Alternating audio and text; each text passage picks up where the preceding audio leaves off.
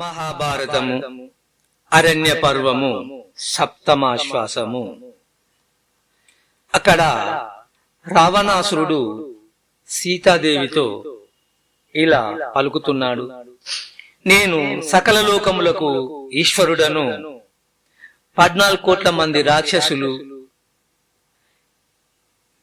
నాకు సేవ చేస్తూ ఉన్నారు, 86 కోట్ల మంది యక్షులు నన్ను సేవిస్తూ ఉన్నారు, ధనాధ్యక్షుడు అయిన కుబేరుడు నా అన్న, విశ్రవసుడు నా తండ్రి, గంధర్వ కన్యలు అప్సరసలు నన్ను సేవిస్తూ ఉంటారు, నన్ను పంచమలోక పాలకుడు అని ముల్లోకములలో కీర్తిస్తూ ఉంటారు, దేవేంద్రుని గృహంలో ఉన్న సమస్తము నా గృహంలో ఉన్నాయి, ఇంతటి ఐశ్వర్యమునకు నా జీవితమునకు ఆదీశ్వరివై సుఖింపుము అని రావణుడు పలకగా, దానికి సీతాదేవి ఒక గడ్డి పోచను రావణునికి తనకు మధ్య పెట్టి ఇలా పలికింది, నేను పరస్త్రీని, అబలను, పతివ్రతను, మానవాంగనను, నీవు రాక్షసుడవు, నీయందు నాకు ఏ మాత్రం ప్రేమ లేదు, నాతో నువ్వు ఏమి సుఖిస్తావు, నీవు బ్రహ్మదేవుని మనవడివి అని, కుబేరుడి తమ్ముడివి అని చెప్పుకుంటున్నావు, అలాంటి వాడికి ధర్మము తెలియదా, చెడు ప్రవర్తన విడిచిపెట్టాలి, అంతేకాని ఈ ప్రకారంగా సిగ్గు లేకుండా మాట్లాడచ్చునా అని సీతాదేవి ఏడుస్తూ ఉంది. రావణుడు కూడా కొన్ని దుర్వచనములు మాట్లాడి వెళ్లిపోయాడు అని మార్కండేయ మహర్షి ధర్మరాజునకు రామాయణ కథను వినిపించాడు. అక్కడ సుగ్రీవుడు కిష్కింధలో రాజభోగాలు అనుభవిస్తూ ఉన్నాడు. రాముడు లక్ష్మణునితో సహా మాల్యవంతం అనే పర్వత గుహలో ఉన్నాడు. వర్షాకాలం గడిచిపోయింది. రాముడు లక్ష్మణుని చూచి, లక్ష్మణ, ఈ సుగ్రీవుడు రాజభోగములలో కాలం గడుపుతూ ఉన్నాడు, మనలను మరిచినట్టు ఉన్నాడు, నీవు ఇప్పుడే కిష్కింధకు పోయి సుగ్రీవుని సంహరించి రమ్ము. ఒకవేళ సుగ్రీవుడు ఇంతకు ముందే సీతాన్వేషణకు ఏర్పాట్లు చేసి ఉంటే అతనిని ఇక్కడికి తీసుకొని రమ్ము అని రాముడు లక్ష్మణునితో అన్నాడు. అన్న ఆజ్ఞను శిరసావహించిన లక్ష్మణుడు కిష్కింధకు వెళ్ళాడు. సుగ్రీవుని కలిసి రాముని ఆజ్ఞను వినిపించాడు. సుగ్రీవుడు గదగద వణికిపోయాడు. నేను అన్న మాటను మరుసు నీచుడను కాను, సీతను వెదుకుటకు వానరులను నలుదిక్కులకు పంపాను, 1 నెలలో తిరిగి రమ్మని చెప్పాను, వారు తిరిగి రావడానికి ఇంకా 5 రోజులు గడువు ఉంది, సీతాదేవి గురించి వార్త తెలియగానే నేను రాముని వద్దకు వస్తాను అని వినయంతో చెప్పాడు. ఆ సమాధానంతో తృప్తి చెందాడు లక్ష్మణుడు. సుగ్రీవునితో సహా రాముని వద్దకు వెళ్లారు. తాను చేసిన ఏర్పాట్లను గురించి రామునికి చెప్పాడు. రాముడు సంతృప్తి చెందాడు. ఆ సమాధానంతో కొన్ని రోజులకు అన్ని దిక్కులకు వెళ్లిన కపులు తిరిగి వచ్చారు. సీత జాడ తెలియలేదు అని చెప్పారు. దక్షిణ దిక్కుకు వెళ్లిన కపులు ఇంకా రాలేదు. 1 నెల రోజుల తర్వాత కొంతమంది కపులు సుగ్రీవునితో ఇలా చెప్పారు, మహారాజా, తమరు అత్యంత ప్రియముగా పెంచుకొనుచున్న మధువనములో అంగదుడు, హనుమంతుడు మొదలైన వానరులు ఇష్టం వచ్చినట్టు తిరుగుచు ఫలములు ఆరగించుచు వనరక్షకులమైన మేము వారిని వారించగా మమ్మలను కొట్టారు అని చెప్పారు. అంగదుడు, హనుమంతుడు దక్షిణ దిక్కుగా వెళ్లారు. వారు సీత గురించి మంచి వార్తను తెచ్చి ఉంటారు, అందుకే ఆనందంతో ఉత్సాహంలో తోటలో విహరిస్తున్నారు అని అనుకున్నాడు సుగ్రీవుడు. తర్వాత వానర రాజులందరూ శ్రీరాముని సన్నిధికి వచ్చారు. హనుమంతుడు శ్రీరాముని సుగ్రీవుని చూచి ఇలా పలికాడు, దేవా, సీతను నేను చూచాను, దక్షిణ దిశగా పోయి సీతాదేవిని చూశాను, అన్ని విషయములను సవిస్తారంగా వివరిస్తాను, మేము సీతను వెదుకుచూ పోతూ ఉండగా మాకు ఒక పెద్ద సొరంగం కనబడింది. ఆ సొరంగంలో ప్రయాణించి కొన్నాళ్లకు ఒక నగరాన్ని చేరుకున్నాము. అక్కడ ఒక తాపసి మాకు కనిపించింది, మమ్ములను ఆదరించింది. తరువాత మలయ పర్వతం చేరుకున్నాము. అది సముద్ర తీరము. ఆ సముద్రం దాటడానికి ఎవరికి శక్యం కాలేదు. సీతను చూడకుండా వెళ్లడం కన్నా చావడం మేలు అని అనుకున్నాము. అలా మేము మాట్లాడుకుంటూ ఉంటే మాకు ఒక పక్షిరాజు కనిపించాడు. అయ్యా, మీ మాటలలో నాకు జటాయువు అని పేరు వినపడింది. మీరు ఎవ్వరు? ఏ పని మీద వచ్చారు? నా పేరు సంపాతి. మా తమ్ముడు జటాయువు. నేను నా తమ్ముడు జటాయువు ఒకసారి సూర్యమండలానికి ఎగిరాము. నా రెక్కలు మాడిపోయి నేను ఇక్కడ పడ్డాను. అప్పటి నుండి ఇక్కడే ఉన్నాను. నా తమ్ముడు జటాయువు గురించి మీకు తెలిస్తే నాకు చెప్పండి అని అడిగాడు.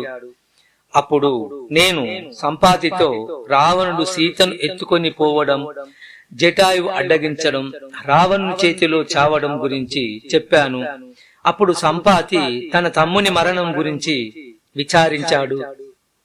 అయ్యా, నాకు రావణుని గురించి తెలియను. వాడు రాక్షసుడు. ఇక్కడికి 100 యోజనముల దూరంలో లంక ఉంది. అక్కడ రావణుడు నివసిస్తూ ఉన్నాడు. మీకు అక్కడ సీతాదేవి కనిపించవచ్చును అని చెప్పాడు. కాని మాలో ఎవరికి సముద్రాన్ని దాటే శక్తి లేదు. నాకు నా తండ్రి వాయుదేవుని దయ వలన ఆ శక్తి సమకూరింది. నేను సముద్రం దాటి లంకను చేరుకున్నాను. లంకా నగరం చాలా పెద్దది. సీతాదేవిని వెతుకుతూ అనేక ప్రదేశాలు తిరిగాను. అశోకవనంలో కన్నీటితో శోకంతో తల వంచుకొని కూర్చొని ఉన్న సీతను చూశాను. నేను పోయి సీతాదేవికి నన్ను నేను రామదూతగా పరిచయం చేసుకున్నాను. మీ క్షేమం గురించి చెప్పాను. త్వరలో వచ్చి మిమ్ములను తీసుకువెళ్తారు అని చెప్పాను. ఆమె నా మాటలు నమ్మలేదు. నేను రాక్షసుడను కాను, నా మాట నమ్మమని చెప్పాను. అయ్యా, నిన్ను నమ్ముతున్నాను. త్రిజట అనే రాక్షసి కూడా చెప్పింది. నీవు పోయి రామునికి నా గురించి చెప్పి సుగ్రీవ సహాయంతో నన్ను ఇక్కడి నుండి తీసుకుపోమ్మని చెప్పు. నా ఆనవాలుగా ఈ శిరోభూషణంగా చూపించు అని ఈ శిరోభూషణం నాకు ఇచ్చింది. ఇంకా తమరు చిత్రకూట పర్వతం మీద ఉండగా జరిగిన మాయకాకి కథ కూడా చెప్పింది అని హనుమంతుడు రామునితో చెప్పి శిరోభూషణాన్ని రామునికి అందజేశాడు. రాముడు ఆ శిరోభూషణాన్ని తన గుండెలకు అదుముకున్నాడు. సుగ్రీవ, ఇంకా ఆలస్యం ఎందులకు?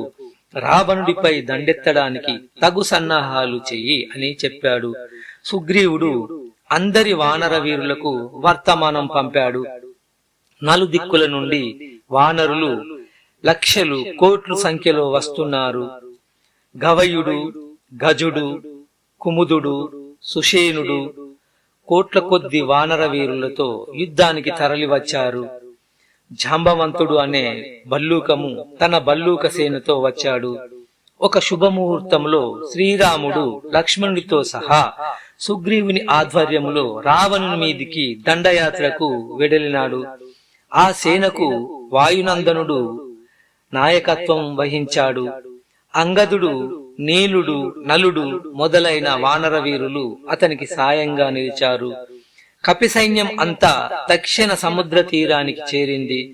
శ్రీరాముడు సుగ్రీవుని చూచి, సుగ్రీవా, ఈ సముద్రాన్ని దాటడానికి ఉపాయం నువ్వే ఆలోచించాలి అని అన్నాడు. కొంతమంది తెప్పలు కట్టి దాటుదాము అని చెప్పారు. దానికి శ్రీరాముడు, మన సైన్యము లెక్కకు మించి ఉన్నది. వీళ్లకు సరిపోవు తెప్పలు పడవలు తయారు చేయడం అసాధ్యం. పైగా మనం సముద్రం తెప్పల మీద దాటుతుంటే శత్రు సైన్యాలు ఊరుకుంటాయా? మనలను సముద్రంలో ముంచేస్తాయి. నాకు తోచిన ఉపాయం చెప్తాను, వినండి. నేను ఉపవాస దీక్ష వహించి సముద్రుని పూజిస్తాను. సముద్రుని సహాయం లేనిదే మనం ఏమీ చేయలేము. సముద్రుడు సామోపాయంతో లొంగకపోతే నా బాణాలతో సముద్రునికి ఇంకింపచేస్తాను అన్నాడు. శ్రీరాముడు ఉపవాస దీక్షతో సముద్రుని ఆరాధిస్తున్నాడు. సముద్రుడు ప్రత్యక్షమయ్యి, అయ్యా, నీవు మాకు లంకా నగరం పోవడానికి దారి ఇవ్వాలి, లేకపోతే సముద్రాన్ని ఇంకింపచేస్తాను అని చెప్పాడు శ్రీరాముడు. దానికి సముద్రుడు, అయ్యా, నేను నీకు ఏ విధంగా ఆటంకం కలిగించను? ఈ రోజు నేను నీ బలప్రయోగానికి దారి ఇస్తే ప్రతివాడు తన బలాన్ని చూపి నన్ను దారి ఇవ్వమంటాడు, నన్ను వశం చేసుకోవడానికి చూస్తాడు. అది మంచిది కాదు. మీ కపివీరులలో నలుడు అనే శిల్పకర్మ ఉన్నాడు. వాడి సహాయంతో మీరు నా మీద ఒక సేతువు కట్టండి. వాడు వేసే రాళ్ళు అన్నీ నేను ముంచకుండా తేలేటట్టు చేస్తాను. మీరు ఆ సేతువు మీద సముద్రం దాటవచ్చును అని ఉపాయం చెప్పాడు. సముద్రుడు శ్రీరాముడు నలుడిని పిలిచి వారధి కట్టమన్నాడు. నలుడు 100 యోజనములు పొడుగు 10 యోజనముల వెడల్పున ఒక వారధి నిర్మించాడు. లంకలో ఉన్న విభీషణునికి అన్న రావణునితో పొసగలేదు. అతను లంక నుంచి బయటకు వచ్చి శ్రీరాముని శరణుజొచ్చాడు. శ్రీరాముడు విభీషణుడికి అభయమిచ్చాడు. శ్రీరాముడు వానర వీరులు వానర సైన్యము నీలుడు కట్టిన వారధి మీద సముద్రమును దాటి లంకా పట్టణాన్ని చేరుకున్నారు. శ్రీరాముడు త్రికూట పర్వతము మీద ఎక్కి లంకా నగరానికి 4 పక్కల సైనిక శిబిరములు ఏర్పాటు చేయమన్నాడు. వానర సైన్యము లంక చుట్టుపక్కల శిబిరాలు నిర్మించుకున్నాయి. రావణుని గూఢాచారులైన శుకుడు, సారణుడు వానరుల ఆకారాలు దాల్చి వానరులలో కలిసిపోయారు. విభీషణుడు వారిని గుర్తించి రామునికి పట్టి ఇచ్చాడు. రాముడు వారికి తన సైన్యాన్ని అంతా చూపించి లంకకు పంపించి వేశాడు. శుకసారణులు లంకకు చేరి రాముడి సేన అజేయమని గెలువ సాధ్యం కాదని చెప్పారు. రావణుడు లంకకు తగిన రక్షణ కల్పించాడు. శ్రీరాముడు అంగదుని పిలిచి, అంగదా, నీవు రావణుని వద్దకు వెళ్లి సీతను వదిలిపెట్టమని చెప్పుము, తగిన విధముగా బుద్ధి చెప్పుము అని చెప్పాడు. అంగదుడు రావణుని వద్దకు వెళ్ళాడు. రావణుని కొలువు కూటములోకి ప్రవేశించి రావణును చూసి ఇలా అన్నాడు, రావణ, సూర్యవంశ సంజాతుడు రాముడు నీతో ఇలా చెప్పమన్నాడు. అడవులలో తపస్సు చేసుకుంటున్న మునులను చంపావు, దేవసాత్రీలను బంధించావు, మహోపచారం చేశావు. ఇవి అన్నీ ఒకటి. నీవు నా ఎడల చేసిన అపరాధం ఒకటి, చాలా పెద్ద అపరాధము. నాతో యుద్ధం అన్నా చెయ్యి, లేకపోతే నన్ను శరణు వేడుకొము. నా జానకిని నా వద్దకు పంపుము. మరొక విధంగా నీకు జీవించి ఉండడం కుదరదు. నీకు మనుషులు అంటే అనుమానంగా ఉంది. రాక్షసులను పేరు కూడా లేకుండా చేస్తాను, జాగ్రత్త అని అంగదుడు పలికాడు. ఈ మాటలు విన్న రావణుడు కనుసైగ చేశాడు. కొంతమంది రాక్షసులు అంగదుని పట్టుకోవడానికి ప్రయత్నించారు. అంగదుడు పైకి ఎగిరి వాళ్లను కిందికి తోశాడు. ఆ తోపుడుకు వారు మరణించారు. అంగదుడు రాముని వద్దకు పోయి జరిగింది చెప్పాడు. శ్రీరాముడు యుద్ధానికి అనుమతి ఇచ్చాడు. వానరులు లంకను చుట్టుముట్టారు. లంక నగరానికి కాపలగా ఉన్న రాక్షసులను తరిమివేశారు. కోట గోపురములను ధ్వంసం చేశారు. ఇది తెలిసి రావణుడు తన సైన్యాన్ని యుద్ధానికి పంపాడు. రాక్షస వీరులు వానరులతో యుద్ధం చేస్తున్నారు. రాముడు లక్ష్మణుడు కూడా యుద్ధానికి ఉపక్రమించారు. ఘోరమైన యుద్ధం జరిగినది. రాక్షస సైన్యం మాయా యుద్ధం చేస్తున్నారు. మాయా యుద్ధంలో ఆరితేరిన విభీషణుడు విజృంభించి రాక్షసులను సంహరించసాగాడు. రాక్షసులు ఈ విషయాన్ని రావణునికి చెప్పారు. రావణుడే స్వయంగా రణరంగానికి బయలుదేరాడు. రామరావణుల యుద్ధం ప్రారంభమైనది. లక్ష్మణుడు రావణుని కుమారుడైన ఇంద్రజిత్తును తన వాడి బాణములతో ముంచెత్తాడు. రాముని బాణముల దాటికి ఆగలేక రావణుడు లంకకు వెళ్ళాడు. వీరుడైన ప్రహస్తుని రణరంగానికి పంపాడు. విభీషణుని నాయకత్వంలో వానర వీరులు, ప్రహస్తుని నాయకత్వంలో రాక్షస వీరులు యుద్ధం చేస్తూ ఉన్నారు. విభీషణుడు తన శక్తి అనే ఆయుధాన్ని ప్రయోగించాడు. ప్రహస్తుడు మరణించాడు. అతని స్థానంలో ధూమ్రాక్షుడు వచ్చాడు. అతనిని హనుమంతుడు ఎదుర్కొన్నాడు. హనుమంతుని బలం ముందు రాక్షస సేనలు నిలవలేకపోయాయి. హనుమంతుడు ధూమ్రాక్షునితో ద్వంద్వ యుద్ధం చేసి అతనిని సంహరించాడు. ప్రహస్తుడు, ధూమ్రాక్షుడు మరణించారని తెలుసుకొని రావణుడు చింతించాడు. నిరంతరం నిద్రలో ఉన్న కుంభకర్ణుని నిద్రలేపమని ఆజ్ఞ ఇచ్చాడు. రాక్షస వీరులు కుంభకర్ణుని నిద్రలేపడానికి సమాయత్తం అయ్యారు. దుందుబులు మ్రోగించి సింహనాదాలు చేసి కుంభకర్ణుని నిద్రలేపారు. నిద్రలేచిన కుంభకర్ణునితో రావణుడు, తమ్ముడా, నీవు హాయిగా నిద్రపోతూ ఉన్నావు. నేనే చాలా ఆపదలో ఉన్నాను. నేను దశరథ కుమారుడైన రాముని భార్యను అపహరించి తెచ్చాను. రాముడు వానర సాయంతో నా మీదకు యుద్ధానికి వచ్చాడు. మన వీరులు ప్రహస్తుడు, ధూమ్రాక్షుడు మరణించారు. కాబట్టి నీవు యుద్ధానికి బయలుదేరాలి. నీకు వజ్రవేగుడు, ప్రమాదుడు తోడుగా ఉంటారు అని పలికాడు. అన్న ఆజ్ఞ మేరకు కుంభకర్ణుడు యుద్ధానికి బయలుదేరాడు. కుంభకర్ణుని భయంకర ఆకారాన్ని చూసి వానరులు ఆశ్చర్యపోయారు. వానర వీరులను ఏమాత్రం లక్ష్య పెట్టకుండా కుంభకర్ణుడు రామలక్ష్మణుల వైపుకు దూసుకుపోతున్నాడు. కుంభకర్ణుని ఆపడానికి వానర వీరులు విఫలయత్నం చేశారు. కాని కుంభకర్ణుడు వానరులను మృంగుతూ చంపుతూ ముందుకు పోతూ ఉన్నాడు. కుంభకర్ణుడు సుగ్రీవుని పట్టుకున్నాడు. ఇది చూచి లక్ష్మణుడు తన బాణాలతో కుంభకర్ణుని కొట్టాడు. ఆ దెబ్బకు కుంభకర్ణుడు సుగ్రీవుని వదిలి లక్ష్మణుని వైపు వచ్చాడు. లక్ష్మణుడు తన బాణాలతో కుంభకర్ణుని 2 చేతులు నరికాడు. కాని అతనికి మరల 4 చేతులు వచ్చాయి. మరలా ఖండించాడు, మరలా వచ్చాయి. ఇలా కాదని లక్ష్మణుడు బ్రహ్మాస్త్రాన్ని ప్రయోగించి కుంభకర్ణుని సంహరించాడు. ఇది చూచి వజ్రవేగుడు, ప్రమాది అనే రాక్షస వీరులు లక్ష్మణుని మీదకు వచ్చారు. అప్పుడు హనుమంతుడు, నీలుడు 2 కొండలు వారి మీదకు విసిరారు. వజ్రవేగుడు, ప్రమాది అనే రాక్షస వీరులు మరణించారు. కుంభకర్ణుడు, వజ్రవేగుడు, ప్రమాది అనే రాక్షస వీరులు మరణం గురించి తెలుసుకొని రావణుడు ఎంతో చింతించాడు. అప్పుడు రావణుని కుమారుడు మేఘనాథుడు తండ్రి వద్దకు వచ్చాడు. తండ్రి, నన్ను రణరంగానికి పంపండి. వానర వీరులను నేను హతమారుస్తాను, శత్రువులను సంహరిస్తాను, రామలక్ష్మణులను బంధించి తెచ్చి నీ ముందు ఉంచుతాను అని పలికాడు. మేఘనాథుని మాటలకు రావణుడు సంతోషించాడు. కుమారుణ్ణి ఆశీర్వదించి పంపాడు. ఇంద్రజిత్తు రణరంగానికి వెళ్ళాడు.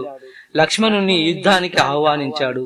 ఇంద్రజిత్తు, లక్ష్మణుడు ఒకరితో ఒకరు తీసిపోకుండా యుద్ధం చేశారు. ఇంతలో అంగదుడు విసురుగా పోయి ఇంద్రజిత్తును ఒక పెద్ద చెట్టుతో మోదాడు. అంగదుని మీదకు ఇంద్రజిత్తు ఒక ఈటను విసిరాడు. దానిని లక్ష్మణుడు తన బాణాలతో విరిచాడు. అంగదుడు ఇంద్రజిత్తు రథాన్ని, సారథిని చిత్తు చిత్తు చేశాడు. ఇంద్రజిత్తు ఆకాశానికి ఎగిరాడు. అదృశ్య యుద్ధం చేస్తున్నాడు.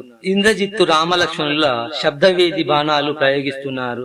కాని ఇంద్రజిత్తు నాగాస్త్రము ప్రయోగించి రామలక్ష్మణులను బంధించాడు. రామలక్ష్మణులు మూర్ఛిల్లారు. ఇది చూసి హనుమంతుడు, జాంబవంతుడు, సుగ్రీవుడు దుఃఖించారు. విభీషణుడు బ్రహ్మాస్త్రాన్ని ప్రయోగించి వారిని నాగపాశ విముక్తులను గావించాడు. సుగ్రీవుడు విశల్యకరణి అనే ఔషధంతో వారి శరీరంలో ఉన్న విష పదార్థాలను తొలగించాడు.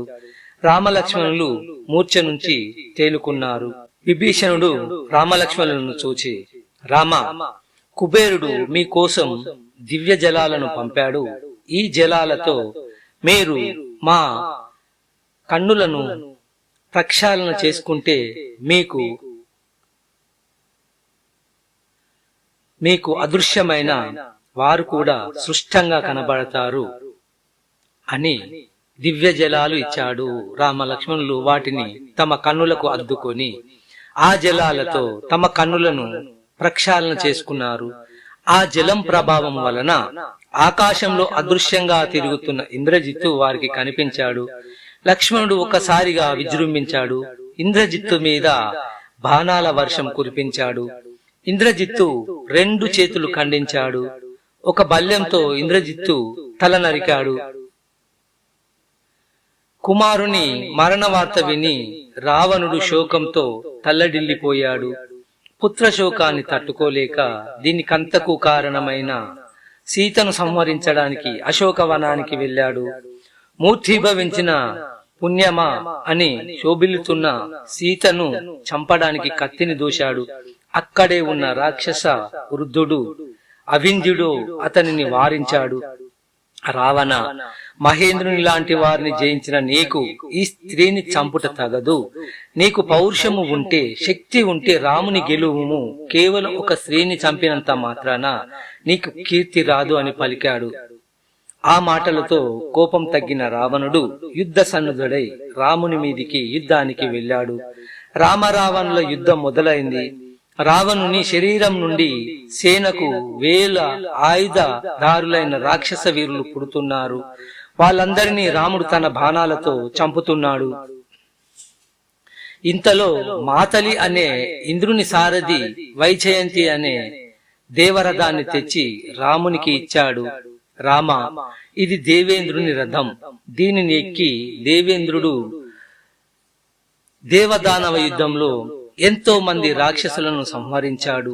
నీవు కూడా దీనిని అధిరోహించు, యుద్ధం చేసి విజయము సాధించుము అని పలికాడు. శ్రీరాముడు మాతలిని అభినందించాడు. ఆ రథాన్ని ఎక్కి రావణునితో యుద్ధం చేయసాగాడు. రామరావణులకు భయంకరమైన యుద్ధం జరిగినది. రాముడు బ్రహ్మాస్త్రాన్ని సంధించి రావణుని సంహరించాడు. లోకకంటకుడైన రావణుడు రాముని చేత సంహరించబడటం చూసి 3 లోకాలు సంతోషించి ఉత్సవాలు చేసుకున్నాయి. అప్పుడు అవింధ్యుడు విభీషణుడు వెంటరాగా సీతాదేవిని తీసుకుని వచ్చి రామునికి అప్పగించాడు. తన భార్య సీతను చూచి రాముడు ఇలా పలికాడు: ఓ సీత, చెడ్డవాడైన రావణుడు ఇంతకాలము తన ఇంటిలో పెట్టుకుని ఉన్న నిన్ను నేను తిరిగి తీసుకొనినా నాకు ధర్మహాని కలుగుతుంది కదా. నాకు చేసిన పరాభవమునకు తగిన ప్రతీకారము చేయడానికి నా శత్రువు అయిన రావణుని చంపాను, కాని నీ కోసం చంపలేదు.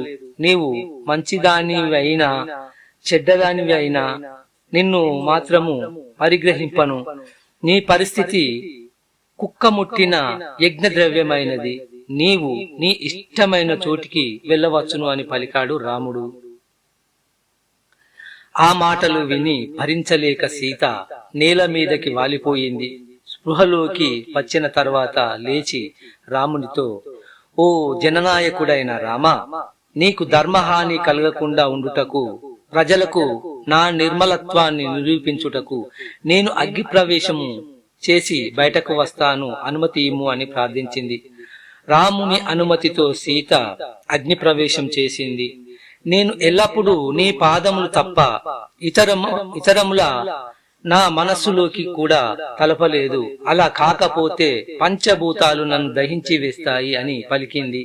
అప్పుడు పంచభూతములు తమ తమ పేర్లు చెప్పి: ఓ జననాయక, సీత ఉత్తమురాలు, నీవు సందేహపడ పనిలేదు, ఇది మాకు తెలియను అని పలికారు. ఆ సమయంలో బ్రహ్మదేవుడు సకల మునిగణములతో కూడి అక్కడకు వచ్చాడు. శ్రీరాముడు బ్రహ్మదేవుని సత్కరించాడు. ఓ రామ, నీవు లోకకంటకుడైన రావణుని సంహరించి లోకాలకు హితము చేశావు. రావణునికి నలకుబేరుని శాపము ఉన్నది. అందువలన రావణుడు ఇతర స్త్రీలను తాకలేడు, బలత్కారము చేయలేడు. నీ ధర్మపత్నికి ఏ హాని జరగలేదు. నీవు ఏ విధమైన విచారం లేకుండా ఈమెను స్వీకరింపుము అని బ్రహ్మదేవుడు పలికాడు. తరువాత యుద్ధంలో చనిపోయిన వానరులనందరినీ బతికించి వెళ్లిపోయాడు. దేవేంద్రుని సారథి మాతలి కూడా తన రథాన్ని తీసుకుని దేవలోకానికి వెళ్లిపోయాడు. తరువాత రాముడు సీతా లక్ష్మణ సమేతుడై పుష్పక విమానం ఎక్కి అయోధ్యకు వెళ్ళాడు. ధర్మరాజా, నీ వలనే రాముడు కూడా అరణ్యవాసము చేసి ఎన్నో కష్టములు పడి తుదకు తన రాజ్యమును పొంది సుఖించాడు. ఆ ప్రకారము నువ్వు కూడా నీ అరణ్య అజ్ఞాతవాసములు అనుభవించి నీ రాజ్యమును పొందెదవు అని మార్కండేయ మహర్షి ధర్మరాజుకు శ్రీరామ చరిత్రను చెప్పాడు. రామకథను విన్న ధర్మరాజు రాముని పరాక్రమము, సీతాదేవి పాతివ్రత్యము ఇంత గొప్పదా అని ఆశ్చర్యపోయాడు. ఓ మహర్షి, సీతాదేవి మాదిరి పతివ్రతలు ఇంకా ఉన్నారా అని అడిగాడు. అప్పుడు మార్కండేయ మహర్షి ధర్మరాజునకు సావిత్రి కథను చెప్పనారంభించాడు. ఇది రేపటి కార్యక్రమంలో తెలుసుకుందాము. సెలవు.